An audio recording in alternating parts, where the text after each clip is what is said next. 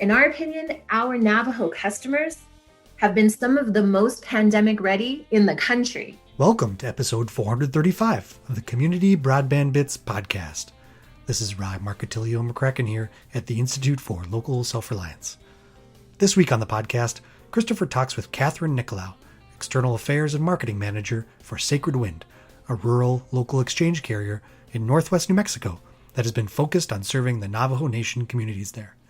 She shares the history of Sacred Wind, from buying copper infrastructure from CenturyLink 13 years ago in a region where just 26% of the households had internet access, to its 400 miles of fiber infrastructure today, allowing it to bring broadband to more than 92% of those living there. Catherine tells Christopher how the company has had to rely on the full array of technologies to bring broadband access to families in a large area with particular geographic and topographic challenges, from Citizens Broadband Radio Service to TV Whitespace to infrared to fixed wireless and, of course, fiber to the home. They talk about what it means to Sacred Wind subscribers that the provider has never raised prices and the work it's been doing during the pandemic to make sure everyone gets and stays connected. Now here's Christopher talking with Catherine. Welcome to another episode of the Community Broadband Bits podcast. I'm Christopher Mitchell at the Institute for Local Self-Reliance up in St. Paul, Minnesota. Today I'm speaking to someone who is quite a bit warmer than me, Catherine Nicolau, who is the External Affairs and Marketing Manager at Sacred Wind, an ISP in New Mexico. Welcome to the show. Hi, Chris. Thank you so much for having us on. It's a pleasure to be here. Yes, I've been aware of the work that you all have been doing for many, many years at this point, and I'm really excited to finally get a chance to learn more about it directly and share your story with our audience. But let's start by just telling me, what is Sacred Wind? So Sacred Wind Communications, we are actually an incumbent local exchange carrier in the state of New Mexico. And we are 13 years old now, so we're a teenager. And we're growing so fast. It's so exciting. But the company started in 2006. And what happened was our CEO, John Bedell, actually was the CEO of Quest or CenturyLink. And he decided to leave that position and start his own rural local exchange carrier, his own telecommunications company, specifically to address the needs of the Navajo people in northwest New Mexico. And so we actually bought territory from, we had to do a loan with the USDA, and it was an infrastructure loan. And so we bought the territory from Quest. It's about 3,200 square miles. We have 22 or parts of 22 Navajo chapters in our service territory. 98% of our customers are Navajo. And so our entire business model is built around our customers and what they need and how we can get them service, the highest quality telecommunications, but at an affordable rate. And so that's a little snapshot of who we are. And it seems like you're really infused with a Navajo spirit as well. I mean, it's something that is very much part of the identity of the company, it seems like. You know, it really is, and that's because of the founders of the company, and so basically the fact that we provide service to the Navajo people, we very much respect, we very much honor the people that we serve. It's part of being New Mexican, really. I mean, you can't help but just love the cultures that we have here in New Mexico. And there's so many pueblos and so many tribes. And so, you know, we specifically, the Sacred Wind, our logo has, I believe it's the Sacred Mountains on it. Mm-hmm. There's a lot of history in there. And so we very much are aligned with the beauty of the people that we serve, the area that we serve, and just the beauty of New Mexico. You know, my next question was I was phrasing it in my head, and I was going to say, describe for me northwestern New Mexico, but you're not allowed to say beautiful. Right. That's all I can. What is well, this? As long as everybody knows it's beautiful. Right. No, you know, northwest New Mexico the terrain is pretty difficult. In our service territory, for example, there are about 5 mountains and chains or ridges. One of which that's pretty famous is Mount Taylor. It's a sacred mountain. It is the second highest mountain in New Mexico. It's about 13,000 feet high. And so another mountain range is the Chusca Mountains that they go from Arizona into New Mexico. We have mountain ridges in the northeastern part of our territory. There's the Sandstone Mountains in Pine Hill and Iyambito. There's hogbacks, ridges, and then there's also volcanic cliffs everywhere, which makes it difficult, especially for fiber. And so it's a very interesting terrain. And you use all manner of technology then in order to get out to your customers. Yeah, so what we found was we had to become technology agnostic. And so we obviously, when we bought the territory from CenturyLink, it was the old copper wiring. And now keep in mind, we still maintain that copper wiring because there are customers or households in our service territory that don't have access to electricity. Mm-hmm. Side note, it's 2020. That's not acceptable. Yes, and certainly not unusual in many native areas. It's an area that desperately needs more investment around the country. Exactly. And so we, of course, keep up the maintenance of that copper wire because with copper facilities, they are able to have access to emergency 911. So we have copper. We have, I think it's about 400 miles of fiber. Our entire network is backed by fiber. And then, of course, we have a very robust, at one point, it was the most robust fixed wireless network in the country. Now, some of the bigger companies are getting more into fixed wireless. So I don't know if we can say that, but it's a very robust fixed wireless network. And so we've looked at infrared technology. We've trialed TV white space technology. Right now, we're trialing 2.5 gigahertz spectrum. You name it, we will look at it. So we're definitely technology agnostic. And are you able to deliver sort of a common set of services at similar price points as you're offering services then, or is it kind of over the map depending on what technologies are available in that area? It's all the same. So, I mean, I think it really the areas that we serve, we're very cognizant and aware of the fact that there are low-income individuals. And so we want to get them the service, and we don't have a difference in pricing. If it kind of depends on just the megs. So if somebody subscribes to 15 megs versus 25 megs or 50 megs, then that's where the price difference will be. But mm-hmm. we do have to keep it low so that our customers can take advantage of it, but not too low, obviously, so where we're not able to stay in business. But it's all the same. The pricing's all the same across the board. Wow. Okay. One of the things I think I recall from a previous time I heard your CEO talking was something about never having raised prices. Is that correct? Wow. Correct. We actually try to lower our prices. Yeah, that's very, very important to us. Again, that goes back to our different business model. So a larger company perhaps, has a different focus. Our focus is how do we get this high quality telecommunication service at an affordable price, at affordable rates, and working with our customers and making sure that they can afford that. And so we do not raise our rates. We haven't raised our rates. We actually find ways to lower our rates. Especially during COVID, we're working with families that have children doing remote learning right now, and we're offering discounts to them so that they can, not just survive, but hopefully thrive during this pandemic. Well, and I think that brings up a challenge that you've had with trying to incorporate the Lifeline program into your work because of some of the overhead and challenges that are part of that program. It sounds like maybe it made it more difficult for you to achieve the goals of it. Yeah, I think most recently, one of the biggest challenges was when the FCC decided that, 25 meg is the speed that a customer has to subscribe to in order to get the Lifeline discount. In theory, it makes sense. We understand what they want to do is make sure they have enough bandwidth to do some good stuff with it, right? To be able to utilize it efficiently, effectively. But the problem that we run into is when a customer can't afford 25 meg, they just can't afford it. And they oftentimes in our service territory will call in and say, I can only afford 10 meg. I can only afford 15 meg. And again, we don't raise our prices. We provide it at an affordable rate. But again, we can't offer it to the point where there's no cost at all. I mean, we still have to keep the lights on and keep people employed.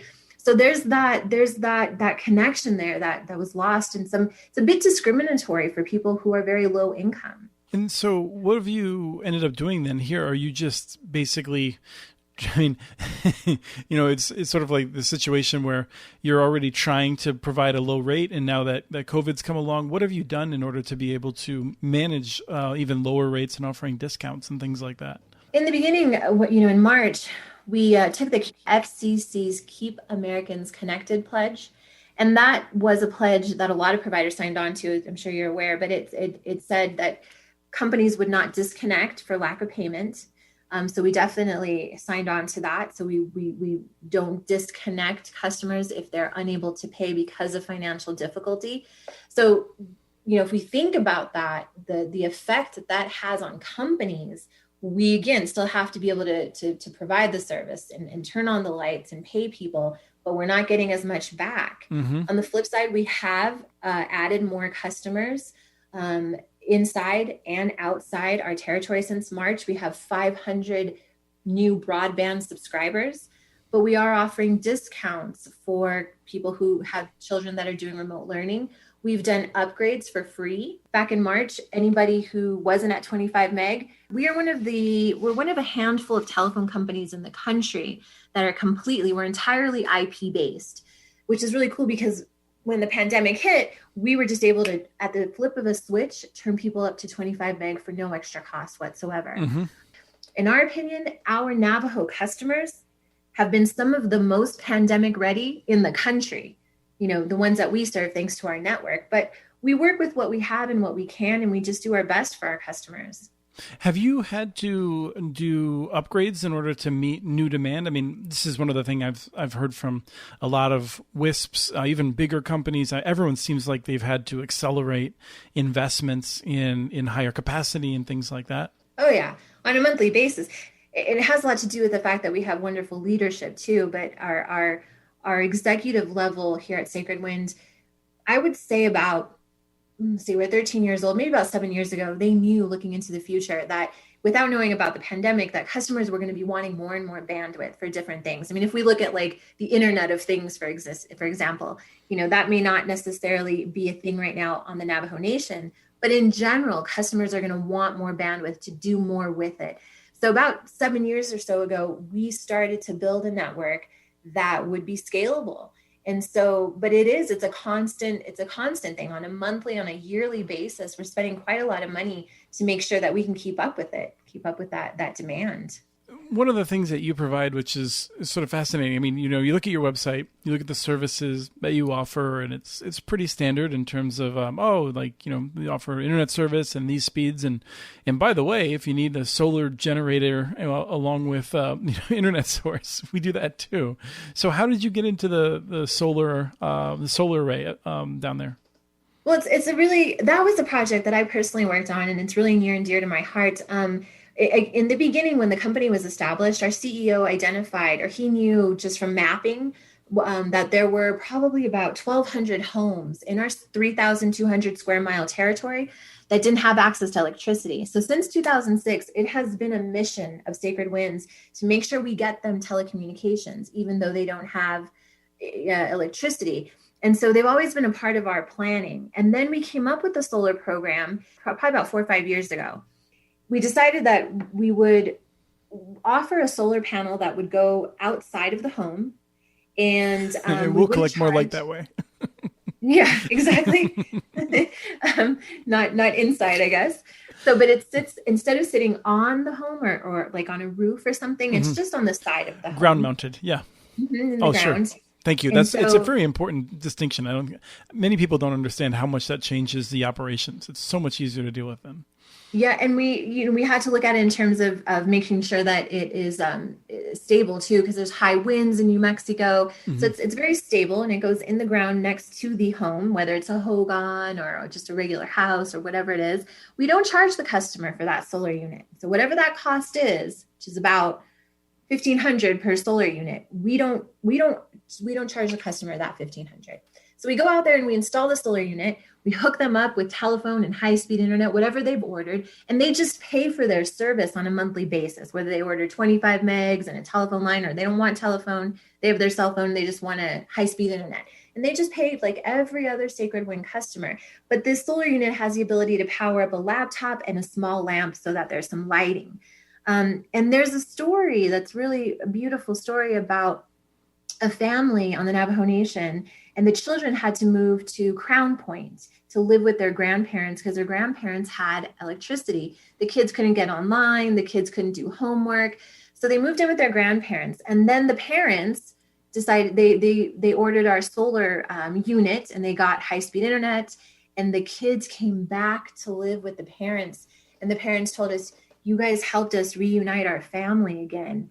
And it just almost brought tears to my eyes. It was just so beautiful. And so that is a program that's near and dear to our heart, and it really helps our customers, and they're so grateful. Yes, I mean, that is a very powerful story, and it is not in any way undermined by the fact that we also need to do something about making sure there's proper investments in Indian country around the United States. Absolutely. No, I think that story is really important because it's a reminder of how this isn't an abstract issue of just being able to stream Netflix. This is something that's just, it's even before the pandemic started. I mean, this story predates the pandemic, to be clear. It does. Yeah. It does. Absolutely. Thank you, Chris. Yeah. And I think a lot of times we downplay the fact that, or not downplay, but we don't find importance when people are doing Netflix right on high-speed internet.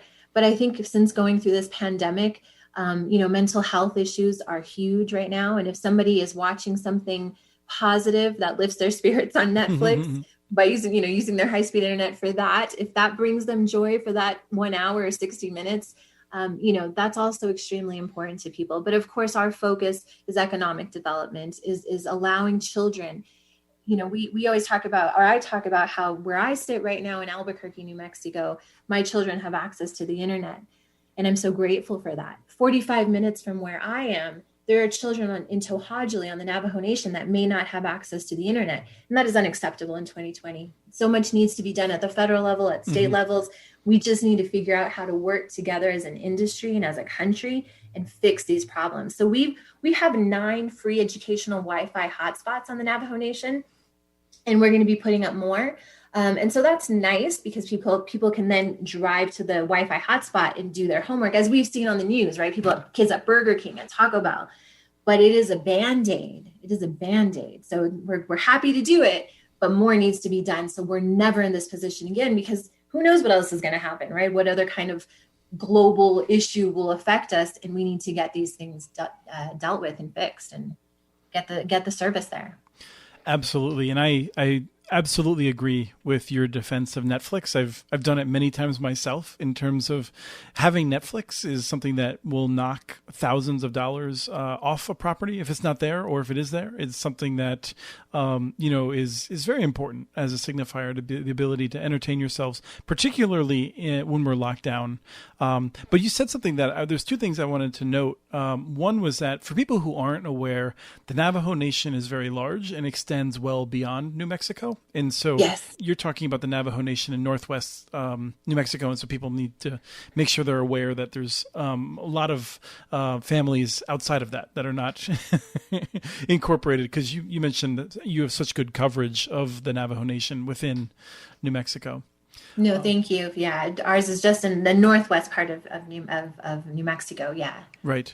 And then the other thing was, you mentioned the mental health, and I feel like it's really worth noting that there's also tele-mental health now. I've talked about this on a couple of previous shows with Deb Sosha and others. It's really important that people realize there's really great tools that are available out there. And I just know several people who have used them, and nobody would ever know that they were, using them, those sorts of tools. And so I encourage people to really take advantage of those sorts of things, particularly in these stressful times. I think even, maybe mental telehealth could also include, a Navajo grandmother being able to get on Zoom or Skype and talk to her grandchild. That's telehealth, that connection right there to see each other. That's telemental health in some ways. So it's just so important. It's so important. And the other thing I want to mention, Chris, is when Sacred Wind started back in 2006, within our service territory, 26% of the homes in our service territory had access to telephone service, just, landline. They had access to emergency 911, only 26%. Right. 1 out of 4 families. Right. So, and nobody had access to high-speed internet.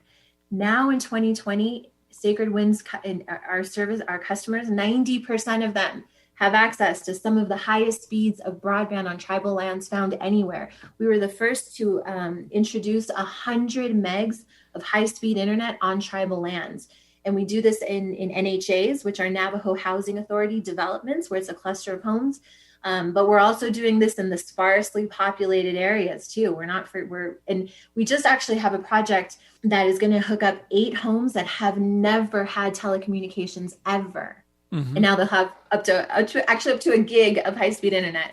So it's exciting. Yes, it's a reminder that we are making progress. It sometimes feels slow, but it does feel slow sometimes. Yes, but thanks to shows like this too, it gets the word out. When we hear about what other people are doing in other parts of the country, I think it does. It's very exciting for the industry. Oh, I think I should take credit for most of the advances in recent years.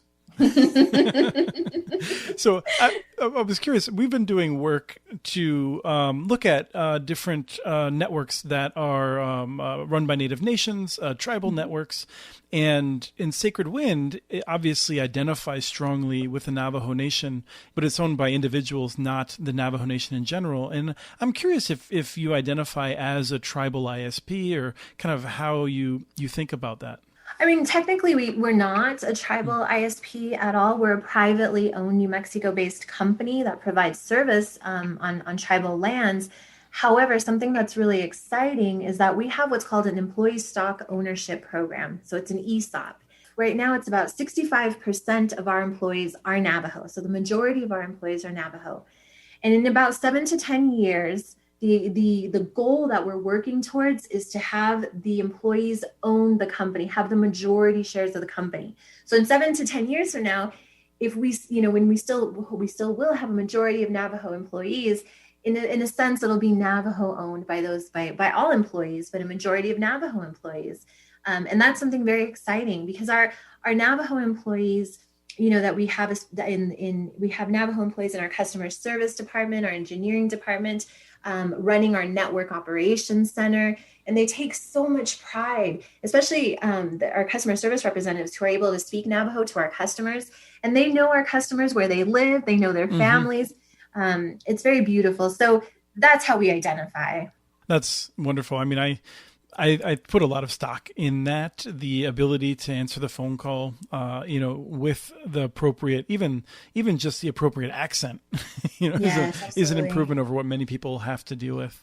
So let me ask you then, the last thing I wanted to ask you about was the Connect America Fund. So you've received an award through that process. I think it was the round with the auction, right? You must have participated in the CAF2 auction. Is that right? Yes, we did participate in the CAF2 auction, and we're the only New Mexico company to have won, the only RLEC in New Mexico that won. And so it was about 8 additional Navajo chapters will be reached with our service. And so we're in the process of getting to those customers and building out that network. It's additional chapters that kind of outline our service territory. Right, so they're non-contiguous. I was looking at your map, and so those are the new areas then. Yes, okay. Yes. So those are the new areas. And so we're really excited to get service out there. We have to market it a little bit, let the chapters know. We have really good relations with the council members at the different chapters, the chapter presidents and vice presidents. So it's a lot of communication with them. So, but yeah, we're very excited. So we're going to be able to meet, I can't remember the number of customers that we've estimated, but it's about 8 chapters in addition to what we already offer service. How has it been as a small company dealing with that? I mean, we're about to see the RDOF auction, and I think a lot of us are curious to see what happens. But just give me the perspective of a small ISP having to deal with these massive programs. How has it been navigating them? I was floored by the amount of resources it required from us. We really planned ahead of time. We put a lot of people on it to be able to bid. And it was a really new experience for us, but we have wonderful, capable people at Sacred Wind. And it took a lot of employees from a lot of different departments. I will say that we had a really good experience when we had to communicate with the FCC, when we had questions with the FCC. And so there was a direct line where we could say, hey, we need help on this. We don't understand this. But for the most part, it just took a lot of planning in the beginning to get ready for everything, put all the timelines together, let everybody know what we're doing and what's expected. And ultimately, we were able to win some areas. We didn't win everything that we bid on, but we did win some areas. And it's a great way to extend service and expand in our area. So yeah, so it'll be interesting to see how this RDOF auction goes. It's a huge one. It's huge. Yes. Yeah, I'm fascinated to see how it goes. Are you planning on bidding again, or were there territories that were relevant for you? I don't know that I'm able to talk about that. Oh, okay. Well, I suppose if I look through the list of people that have qualified, that you would be one of those in there then. I know there's a quiet period and things like that. So right, yeah, and I'm not sure what those dates are, but we're always, if there's an opportunity for us to look at expanding our service into more areas, into more families, we are right there looking at how we can do that. Yeah. So is there anything else that we should talk about before we end the show? Oh, I know there's one thing that I wanted to mention. So recently, Sacred Wind Communications was awarded a $6 million grant from the USDA RUS through their Reconnect award series of grants. So we're really excited to be able to provide fiber to the home in Sierra County, New Mexico. And it's actually a partnership with the Rural Electric Co-op in the area. And it's the first partnership of its kind in the state of New Mexico. So a partnership between a rural telecommunications company and a rural electric co-op. And I think that, we're very excited about it because Sacred Wind is very much about partnering, right? We only have 48 employees. We're what I consider a relatively small company. Mm-hmm. We can't be everywhere, right? And I don't think people want us to be everywhere, but we do want to be able to provide more and be there for New Mexicans in general. We don't just look at Northwest New Mexico. We look at this in terms of our entire state. How can we be of service to our entire state? And so we were able to enter into a partnership with this rural electric co-op. And again, it's the first one in our state. And so we're really excited about that just because it's an example, right? It's an example of how you can, and rural electric co-ops, as we all know, have already gotten into the broadband industry. And that's super exciting because we all have the same goal. It's to get people connected. Right. And so that's absolutely beautiful. And so there's been some growing pains, I think, across the country, in every state. Rural electric co-ops wanting to do it on their own, and they absolutely can, and they're going to have so much wonderful luck with that. But there's also the other side of partnering and being able to say, you know what, maybe I can't do this on my own. Maybe I do want to have a partnership with a company like Sacred Wind or so many other companies that have the expertise, right? We have the network operations center. We have the telecom engineers. We have the experience. We know how to market it. We know how to maintain a network, how to build a network. I mean, it's extremely complicated. And so I think it's a good message for people to try that partnership. If it doesn't work out, it doesn't work out. But it is possible because we're doing it and we're so excited for it. It's excellent to hear because I feel like electric co-ops do bring so much to this opportunity. And at the same time, we know that many of them have hesitations about jumping into this space. So it's really good to hear that you're working with them in the Sierra, and we'll be excited to see what happens from there. Thank you so much. It's been wonderful getting a sense of all of the things that you do. Thank you so much, Chris. That was Christopher talking with Catherine Nicolau. We have transcripts for this and other podcasts available at muninetworks.org/broadbandbits. Email us at podcast@muninetworks.org with your ideas for the show. Follow Chris on Twitter. His handle is @CommunityNets. Follow muninetworks.org stories on Twitter. The handle is @muninetworks. Subscribe to this and other podcasts from ILSR, including Building Local Power, Local Energy Rules, and the Composting for Community podcast. You can access them anywhere you get your podcasts. You can catch the latest important research from all of our initiatives if you subscribe to our monthly newsletter at ilsr.org. While you're there, please take a moment to donate. Your support in any amount keeps us going. Thank you to Arnie Huseby for the song Warm Duck Shuffle, licensed through Creative Commons. This was episode 435 of the Community Broadband Bits podcast. Thanks for listening.